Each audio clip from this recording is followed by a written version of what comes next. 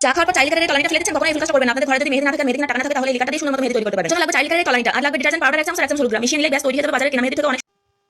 Hello guys, যেহেতু আমরা ফেসবুকের দর্শক, ফেসবুকে পাগল, তো ফেসবুক করতে করতে একটা ভিডিও সামনে আসে। ভিডিওতে এমনটা ছিল যে মেহেদি না থাকে আর মেহেদি কেনার টাকা না থাকে, তাহলে এই লিকাটা দিয়ে সুন্দর তো মতো হচ্ছে আহ, আমিও ট্রাই করছি। এত সুন্দর কালার হয়েছে কি বলবো, মানে আপনাদের সাথেও শেয়ার করব খুশিতে যে এত সুন্দর কালার বাজার থেকে আর কিনা লাগবে না। তো চলুন দেখে আসি।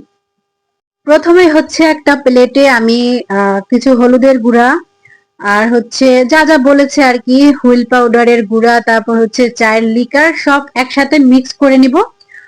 মিক্স করার পরে মানে আমারটা শুকনো শুকনো ছিল, তাই আমি যে চাটা খেয়েছি সেখান থেকে অল্প একটু চা ওই গুঁড়াটার উপরে দিয়ে যাতে ভালো মতো মিক্স হয় সেজন্য আমি মিশিয়ে নিলাম। এখন হচ্ছে আমি ট্রাই করব আসলে কালার আসে কিনা। হ্যাঁ, মানে সত্য কতটা একটু দেখেন। তো আমি ট্রাই করছি হচ্ছে হাতে আর এখানে উপরেও করব যাতে ক্যামেরাটায় ভালো দেখা যায়, সেজন্য মানে হাতের তলিতে করিনি, উপরটায় করলাম। তো এখন দেখেন আমি কিছুটা সময় রাখবো, মানে একটু শুকাবে, মানে কিছু 10 মিনিট 5 মিনিট যাই হোক রাখবো। রাখার পরে হচ্ছে দেখছি যে পুরা শুকাচ্ছে না, মানে অল্প অল্প শুকাইছে। তারপর আমি মানে কিছুটা তো হবে কালার, হালকা হলেও তো কিছুটা কালার আসবে। তো আসলে সবকিছু টিস্যু পেপার দিয়ে ক্লিয়ার করে নিলাম। তো দেখেন কত সুন্দর কালার আসছে। তো চকচক করিলে সবকিছু শোনা হয় না।